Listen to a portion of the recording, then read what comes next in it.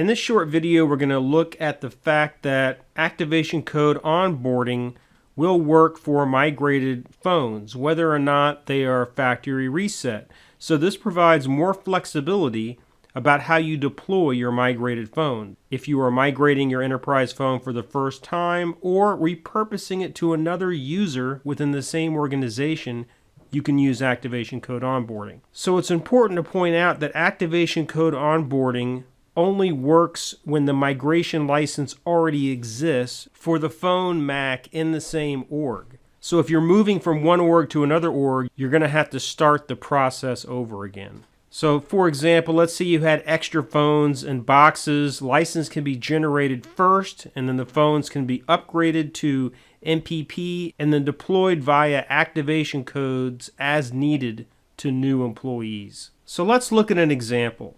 So here I am in Control Hub. I'm going to go to Updates and Migrations, go to Migrate Enterprise Phones to MPP, and some time ago I had already issued a migration license for a device, and that device was then issued to an end user. That end user now has left the organization or doesn't need the phone, so I went ahead and factory reset it. But I've already issued the license, so I don't need to reissue the license. But what I do need to do is issue a new activation code for a new user who needs the phone. So we're going to go to Devices. We're going to go Add Device. So I will select my user, and we will generate the code.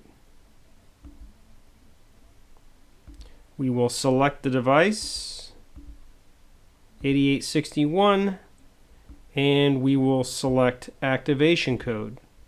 And then I click Next, and then we will enter this into the device. I will now enter the activation code. Now you'll note that it says provide the migration license. That's actually normal behavior when you do a factory reset. So that's expected. So I'll go ahead and enter the activation code. And as you can see, it says downloading, which is a sign of success. And then it will proceed to onboard the new user. And as you can see, it has brought up the new user and all is good.